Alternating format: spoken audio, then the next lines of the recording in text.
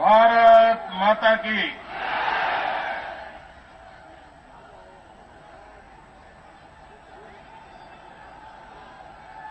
मंच पर विराजमान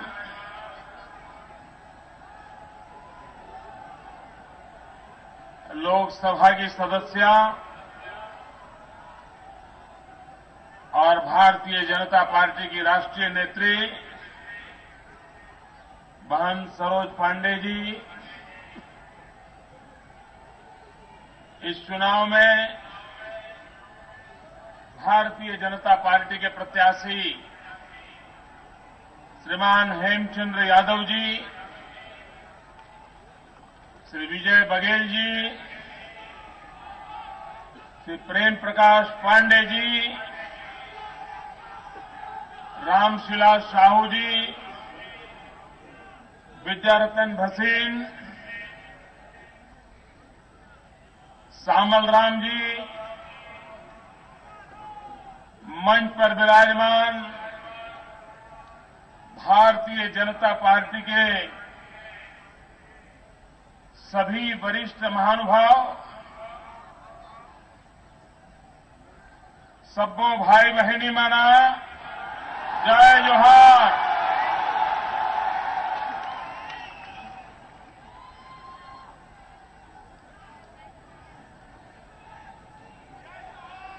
भाइयों बहनों, मैं दुर्ग में कई बार आया,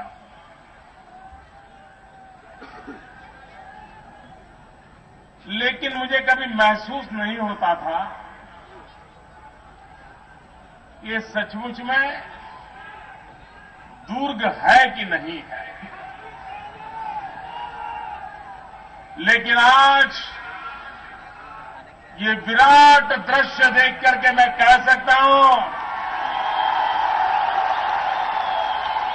कि छत्तीसगढ़ का विकास यात्रा का कोई मजबूत दुर्ग है तो ये दुर्ग यही है मित्रों।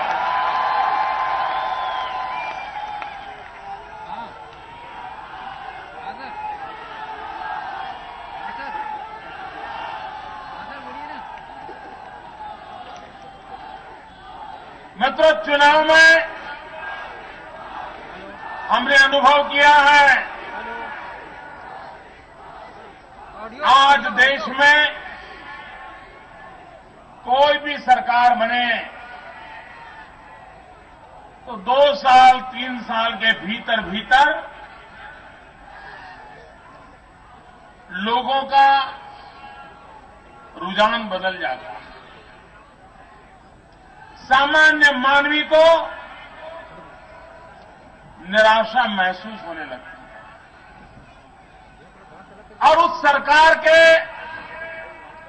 चौथे और 5वें साल ऐसे होते हैं कि मंत्री बाहर निकलना पसंद नहीं करते, मुख्यमंत्री कहीं जाते नहीं हैं, सारा कारोबार अखबार के भरोसे चला लेते हैं, लोगों को भी बात कहनी है तो अखबार से कर देते हैं, जाते नहीं हैं। भाइयों बहनों, 10 साल सरकार चलाने के बाद डॉक्टर रमन सिंह हजारों किलोमीटर की यात्रा करें, गांव-गांव जाकर के अपने कार्य का हिसाब दें, जनता के सामने रूबरू होकर के विस्तार से सच्चाई प्रस्तुत करें और छत्तीसगढ़ की जनता पलक पावड़े बिछा करके डॉक्टर रमन सिंह जी का स्वागत करे, सम्मान करे। भाइयों बहनों, ये छोटी घटना नहीं है, ये सामान्य बात नहीं है।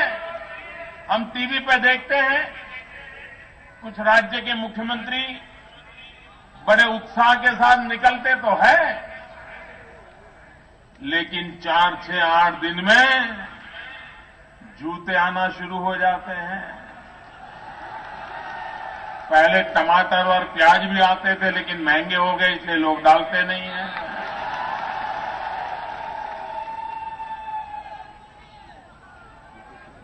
मैंने कई मुख्यमंत्री देखे हैं जो बड़े उत्साह के साथ सरकारी तामझाम के साथ निकलते हैं, लेकिन 10 दिन के भीतर भीतर अपना सारा कार्यक्रम कैंसिल करके उनको कमरे में बंद हो जाना पड़ता है। एक रमन सिंह जी अपवाद रहे। भारतीय जनता पार्टी के मुख्यमंत्री शिवराज सिंह अपवाद रहे। वे जनता के बीच 10 साल के बाद भी जाते हैं, जा सकते हैं, और जी जान से लोग जुड़ते भी हैं। भाइयों बहनों,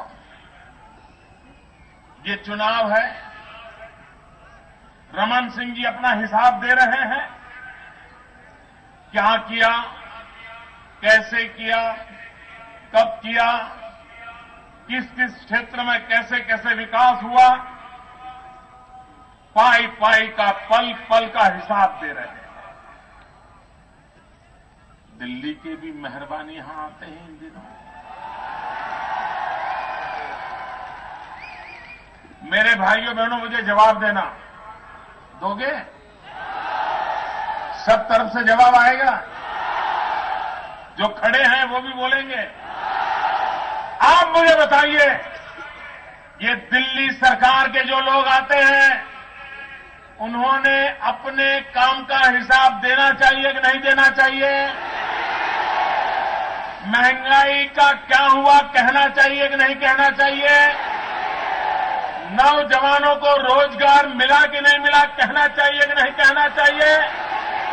माताओं बहनों की इज्जत लूटी जा रही है, जवाब देना चाहिए कि नहीं देना चाहिए? सरहद पर जवानों के सर काटे जा रहे हैं, जवाब देना चाहिए कि नहीं देना चाहिए? चीन हिंदुस्तान की धरती पे घुस जाती है, जवाब देना चाहिए कि नहीं देना चाहिए? एक भी बात का जवाब नहीं दे रहे।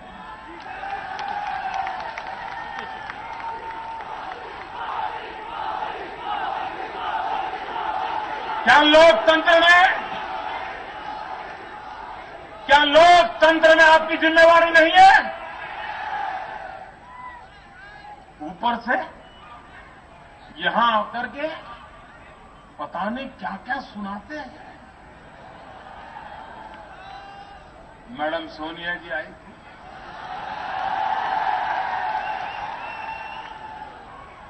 हाँ आता हूं, जो चाहिए वो लेके आता हूं।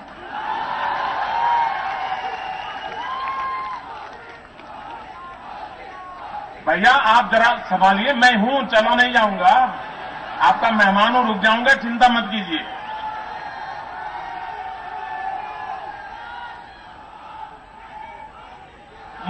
मुझे आप कहिए भैया, आप जरा बताइए, ये कांग्रेस पार्टी ने पिछले लोकसभा चुनाव में 100 दिन में महंगाई कम करने का वादा किया था कि नहीं किया था?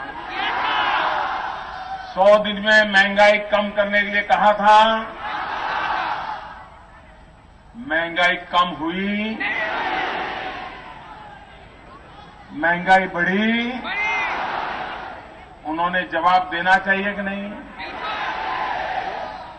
प्रधानमंत्री जी यहां आए, शाहजादे आए, मैडम आई,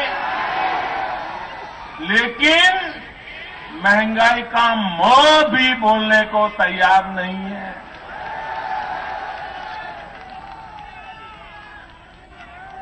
भाइयों बहनों, आज महंगाई की स्थिति यह है, गरीब के घर में चूल्हा नहीं जल रहा है,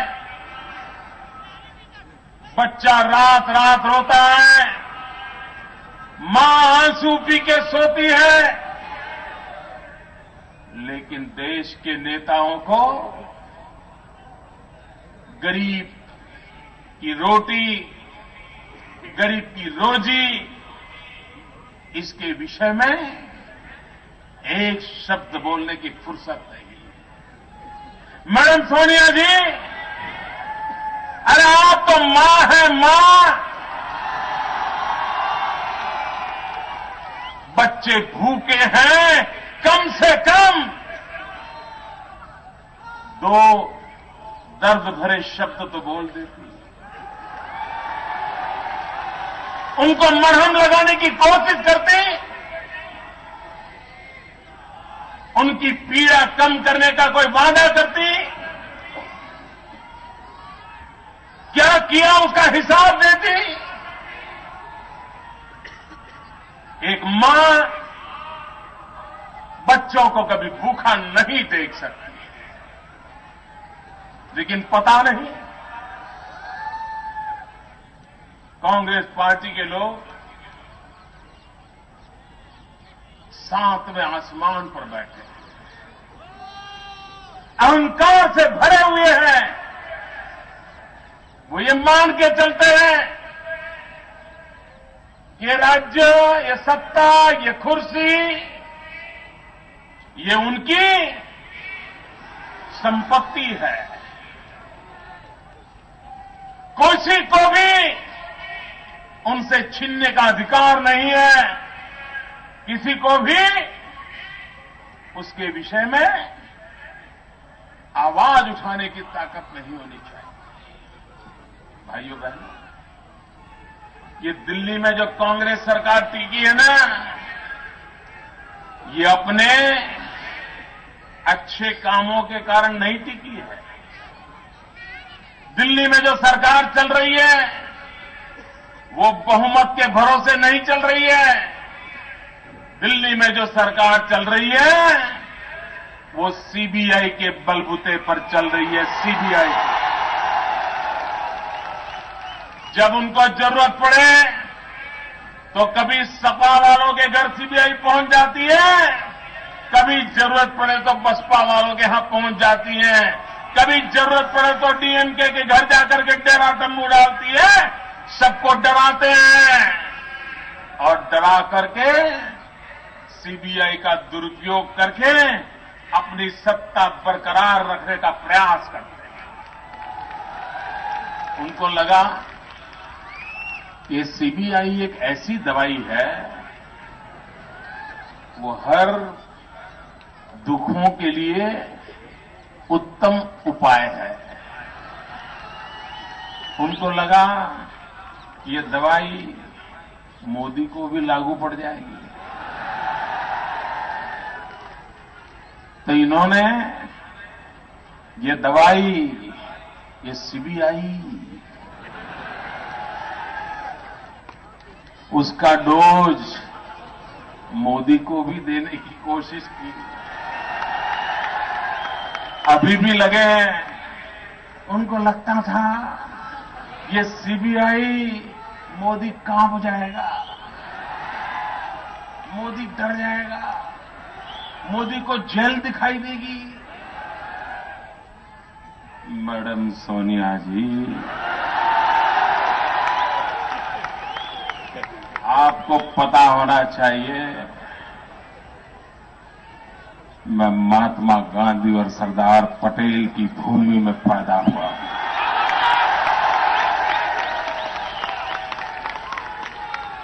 झूठ के सामने झुकना हमारी फितरत नहीं है और सत्य के लिए संघर्ष करना ये हमारी आदत है।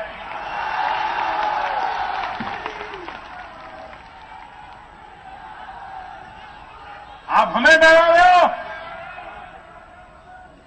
आप हमें चुप नहीं कर सकते हो, और जितनी ताकत है लगा लो। और मैं जानता हूं अब कुछ बाकी नहीं रखने वाले हो, हर गंदी कोशिश करने वाले हो, लेकिन देश की जनता दूध का दूध और पानी का पानी करना जानती है। आपके कोई कारनामे, आपके कोई खेल चलने वाले नहीं है। आप कहिए मित्रों, हिंदुस्तान की सुरक्षा, इसके साथ कैसा खिलवाड़ हो रहा है। आए दिन पाकिस्तान गोलियां चलाए, हमारे सेना के जवानों को मौत के घाट उतार दे, हमारी सेना के जवानों के सर काट के ले जाए, और दिल्ली की सरकार पाकिस्तान के प्रधानमंत्री को चिकन बिरयानी की लंच दे। और लोगों ने पूछा कि क्यों किया, बोले प्रोटोकॉल था। तो क्या पाकिस्तान ने भी प्रोटोकॉल में हमारे सर ले गया था क्या? तब आपका प्रोटोकॉल कहां गया था प्रधानमंत्री जी? भाइयों बहनों, कांग्रेस बौखला गई। उनको लगता है इतने सालों में ये कौन होते हैं हमको पड़कार करने वाले, ये कौन होते हैं हमें चुनौती देने वाले। कल तो ये यूपीए के एक नेता, कांग्रेस के साथी पक्ष के नेता, उन्होंने बयान दे दिया।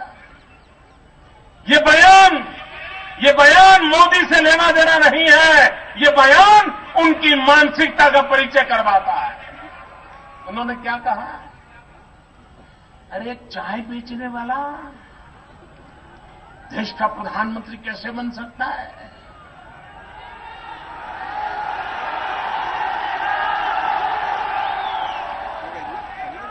भाइयों बहनों, सवाल मोदी का नहीं है, सवाल ये बात का है कि अमीर घरानों में पैदा हुए लोग,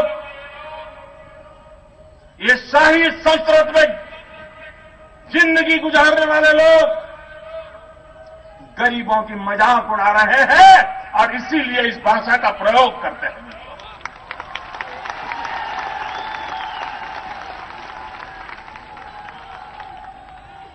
लोकतंत्र में तो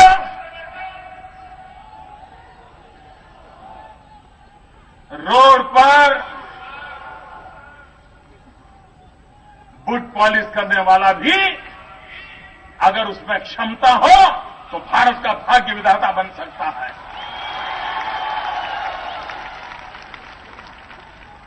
क्या इस बात पर तय होगा कि कौन कहां पैदा हुआ?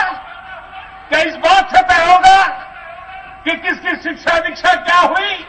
क्या इस बात पर तय होगा कि बचपन में पेट भरने के लिए वो कैसे गुजारा करता था? मैं इन नेताओं से कहना चाहता हूं, हमने कभी छुपाया नहीं। बचपन में रेल के डिब्बे में चाय बीच करके हम अपना पेट भरते थे।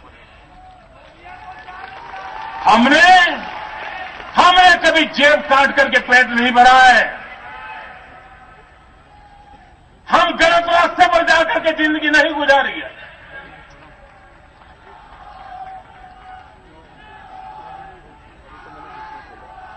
आप इसकी मजाक उड़ा रहे हो। भाइयों बहनों, ये किसी को नहीं छोड़ते हैं। यह देश लता मंगेशकर जी के लिए कितना गर्व करता है। लता मंगेशकर जी का नाम सुनते ही गर्व होता है कि नहीं भैया? उनके प्रति आदर होता है कि नहीं?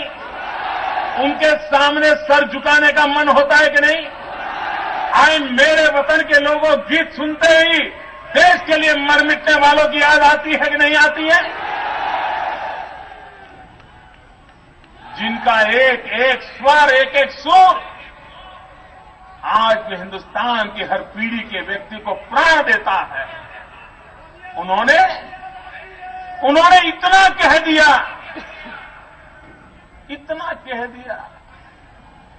कि अच्छा होगा मोदी जी देश के प्रधानमंत्री बने। और इतना कह दिया लता मंगेशकर जी ने, क्या बड़ा तूफान आ गया है। और इनकी ताकत तो देखो, इनका अहंकार देखो। ये कांग्रेस के नेता कह रहे हैं उनका भारत रत्न वापस ले लो। जो कांग्रेस के लोग लता मंगेशकर जी का भारत रत्न छीनना चाहते हैं, मेरे भाइयों बहनों, उस कांग्रेस की धरती खींच लो, उनके पैर के नीचे की जमीन खींच लो। लोकतंत्र की भाषा है। क्या इस देश में लता मंगेशकर जी को अपनी भावनाएं प्रकट करने का अधिकार नहीं है? अगर वो अपनी भावना प्रकट करे तो आप कहो उनका भारत रत्न वापस ले लो। और मैं आज कहना चाहता हूं, मेरे मीडिया के लोगों को जिस दिन फुर्सत मिले, अभी तो नहीं मिलेगी, जून महीने के बाद मिलेगी, 2014 जून के बाद, क्योंकि उनको खुली हवा की सांस लेने का अवसर मिलेगा। अभी नहीं है, अभी नहीं है। और इसलिए सत्य प्रकट करना उनके लिए मुश्किल है। लेकिन भाइयों बहनों, 2014 नई सरकार बनने के बाद यही मेरे मीडिया के मित्र उस सच्चाई को उजागर करेंगे। पिछले 10 साल में मनमोहन सिंह जी सरकार ने किसको पुरस्कार दिए हैं भाई? कुछ लोग तो ऐसे हैं कि उनको पुरस्कार इसलिए मिला कि 10 साल उन्होंने गुजरात को सबसे ज्यादा गालियां दी, मोदी को सबसे ज्यादा गालियां दी, हर प्रकार से मोदी को घेरने की कोशिश की, और इस महान काम के लिए पद्मश्री पद्म भूषण देने का पाप ये दिल्ली में बैठी हुई सरकार ने किया है। जो मोदी को गाली दे उसको तो न जाने क्या क्या दिया जाता है, लेकिन कोई मोदी की तारीफ करे तो उसका छीन लेने की बातें होती हैं।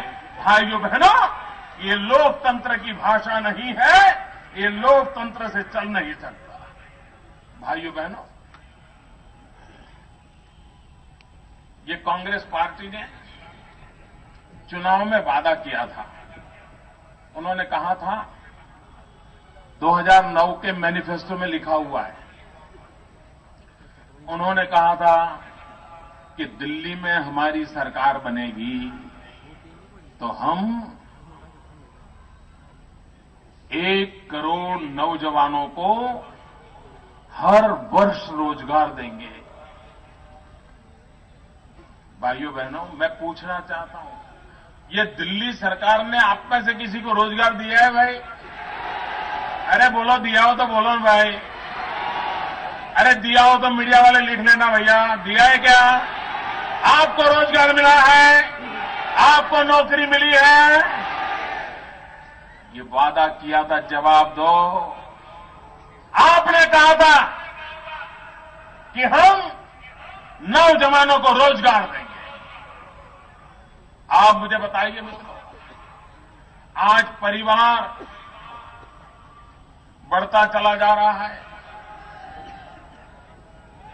पहले बाप के पास 10 एकड़ भूमि होगी, 2 बेटे हुए 5-5 हो गई, उनके 2-2 बेटे हुए तो 2-2 1-1 एकड़ का हो गई।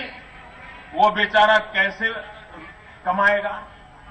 किसान को क्या करना पड़ रहा है? 1-2 बेटों को शहर में बेच करके नौकरी के लिए भेजना पड़ता है, रोजगार तलाशना पड़ता है।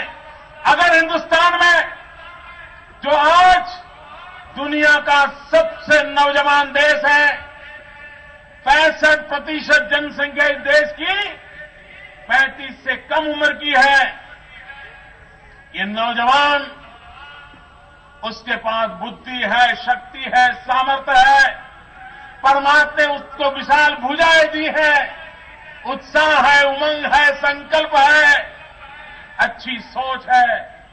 अगर इस नौजवान को अवसर दिया जाए, वो हिंदुस्तान को नई ऊंचाइयों पर पहुंचाने की ताकत रखता है। लेकिन उनको देश के नौजवानों के रोजगार की चिंता नहीं है। अगर उनको चिंता है तो सिर्फ खुद के रोजगार की, उनकी कुर्सी सलामत रहे, उनकी रोजी रोटी चलती रहे, यही उनकी कामना है और उससे आगे न वो सोचने को तैयार है। देश के नौजवानों को अगर रोजगार देना है तो भारत को विकास की नई ऊंचाइयों को पार करना पड़ेगा। आज देश की दशा क्या है मित्रों? इस देश के कई राज्य ऐसे हैं जो अंधेरे में डूबे हुए हैं, बिजली नहीं है। दूसरी तरफ 20,000 मेगावाट बिजली पैदा करने वाले कारखाने, उनको ताला लगा पड़ा है। ऐसा देश देखा है आपने? ये 20,000 मेगावाट बिजली दे सके ऐसे कारखाने भी हैं, बिजली की जरूरत ऐसे लोग भी हैं, गांव भी है, राज्य भी है, उसके बावजूद भी बिजली नहीं है। क्यों नहीं है? क्योंकि कोयला नहीं है। कोयला क्यों नहीं है? आपको पता है ना कोयला क्यों नहीं है? आप कल्पना करो, कोयला भी खा गए, कोयला भी खा गए। अरे कोयला नहीं, कोयले की फाइल भी खा गए। आज देश को विदेशों से कोयला लाना पड़ता है। मित्रों, आपके घर के बाहर कभी भी कोयला पड़ा होता है। पुराने जमाने के जो घर रहते हैं, चूल्हा जलाते हैं, उनके घर के बाहर ठेले में कोयला रहता है। आपने कभी सुना है कि किसी के यहां से कोयले की चोरी हुई? घर के बाहर पड़ा रहता है। साइकिल पड़ी होगी, कोई ले जाएगा, कोयला ले जाता है। आज स्थिति ऐसी आई है, लॉकर खुलवाना पड़ रहा है, कोयला रखने के लिए लॉकर खुलवाना पड़ रहा है। ये हाल इन्होंने करके रखे मित्रों, और इसके कारण बिजली नहीं है, बिजली नहीं है, कारखाने नहीं लग रहे हैं, कारखाने नहीं लग रहे, नौजवानों को रोजगार नहीं मिल रहा है, नौजवान को रोजगार नहीं मिल रहा, पूरा परिवार बर्बाद हो रहा है। और इस सारी बर्बादी का कारण कांग्रेस पार्टी है। भाइयों बहनों, मैं छत्तीसगढ़ की जनता को बहुत बहुत बधाई देना चाहता हूं, क्योंकि आपने छत्तीसगढ़ को बचा लिया। अगर आपने 2003 में छत्तीसगढ़ भाजपा को सुपुर्द न किया होता, 2008 में छत्तीसगढ़ की सेवा करने का अवसर भाजपा को न दिया होता, तो ये 10 साल में पूरा छत्तीसगढ़ सफा चट कर देते। आप लोगों ने बचा लिया, लेकिन भाइयों बहनों, जो 10 साल से भूखे हैं, अगर गलती से छत्तीसगढ़ उनके हाथ में पड़ गया तो कुछ बचेगा क्या?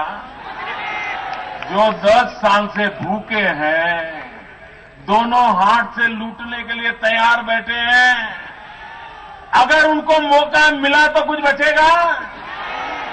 भाइयों बहनों, ये कुछ नहीं बचने देंगे। और आपको तो बर्बाद किया, आपकी आने वाली पीढ़ी को भी बर्बाद करके रखेंगे। और इसलिए मैं आपसे आग्रह करने आया हूं भाइयों, इसलिए मैं आपसे आग्रह करने आया हूं, आपकी राजी नाराजी हो सकती है, लेकिन उसके बावजूद भी गलती से भी कांग्रेस पार्टी को घुसने मत देना। जिन्होंने देश को लूटा है, वो छत्तीसगढ़ को किसी भी हालत में नहीं छोड़ेंगे। और इनको भ्रष्टाचार की शर्म ही नहीं है, बताओ, कोई शर्म नहीं है। और मित्रों, जब बेशर्मी की हद हो जाती है ना, तब फिर कुछ नहीं बनता है। और तब तो सामान्य मानवी को जागरूक होना पड़ता है, सामान्य नागरिक को जागरूक होना पड़ता है। ये छत्तीसगढ़ का चुनाव अत्यंत महत्वपूर्ण है भाइयों। ये 10 साल तो रमन सिंह के किस्में गए। ये पुराना मध्य प्रदेश, उस समय के कांग्रेस के नेता, उनको इस इलाके की परवाह नहीं थी। बाद में 3 साल जो महाशय आए, उन्होंने 3 साल में सब चौपट करके रख दिया। ऐसे बुरे हाल थे जब रमन सिंह जी के हाथ में छत्तीसगढ़ आया। उनके 10 साल तो वो गड्ढे भरने में गए हैं। जो कांग्रेस पार्टी गड्ढे करके गई है, उसमें गए हैं। अब समय आया है मजबूत नींव डालने का। ये अगर मौका हम चूक गए तो फिर गड्ढे वाला खेल शुरू हो जाएगा। और इसलिए भाइयों बहनों, व्यक्ति के जीवन में 13 साल की उम्र का बहुत महत्व होता है। आपने देखा होगा, बच्चा घर में, बच्चा बेटा हो बेटी हो, 12 साल का होता है तब तक खास ध्यान नहीं जाता है। लेकिन जब 13 साल का होता है तो रातों रात वो बड़ा बनने लग जाता है। कपड़े छोटे पड़ने लग जाते हैं। मां चिल्लाती है, अरे अभी तो 2 महीने पहले वो शर्ट लाई थी, छोटा पड़ गया। अभी तो मैं पतलून लाई थी, छोटा पड़ गया। बच्चा एकदम बड़े होने लग जाते हैं। आवाज बदल जाती है, चेहरे का दिखावा बदल जाता है, बोल चाल चर्चा के विषय बदल जाते हैं। बेटा बाप से संवाद करने लग जाता है, विवाद करने लग जाता है। बेटी मां को सवाल पूछने लग जाती है। 13 से 18 साल में बच्चे का सबसे ज्यादा ग्रोथ होता है, विकास होता है। हर प्रकार से मैच्योरिटी का लेवल आता है। भाइयों बहनों, जैसे व्यक्ति के जीवन में 13 से 18 की उम्र का महत्व है, वैसा ही राज्य के जीवन में भी है। अब छत्तीसगढ़ 13 साल का हुआ है, उसको अब 18 साल होना है। ये 13 से 18 साल की उम्र छत्तीसगढ़ की ऐसे हाथों में रखिए ताकि छत्तीसगढ़ की नींव इतनी मजबूत हो, आने वाले 100 साल तक कोई चिंता का कारण न रहे। और इसलिए भाइयों बहनों, मैं आपसे अनुरोध करने आया हूं, विकास के सिवाय कोई मंत्र इस देश को बचा नहीं सकता। वोट बैंक की राजनीति बहुत हो चुकी है। अब देश को विकास की राजनीति के पथ पर चलना पड़ेगा। भाइयों बहनों, आज चारों तरफ गुजरात के विकास की चर्चा हो रही है। क्यों?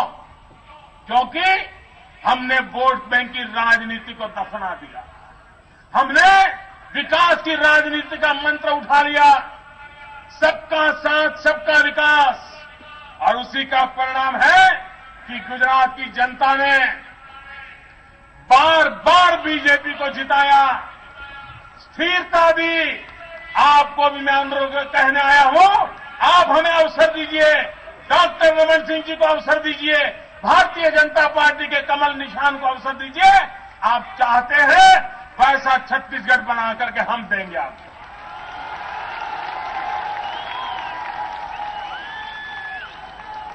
भाइयों बहनों, 19 तारीख को कमल के निशान पर बटन दबा करके अभूतपूर्व मतदान करके भारतीय जनता पार्टी को विजयी बनाए और ये 13 से 18 वाली उम्र छत्तीसगढ़ की, उस पर 4 चांद लगा दे, यही अपेक्षा है। मेरे साथ दोनों मुट्ठी बंद करके पूरी ताकत से बोलिए, भारत माता की।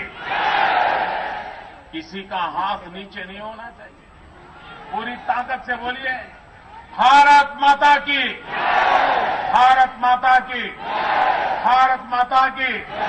बहुत बहुत धन्यवाद।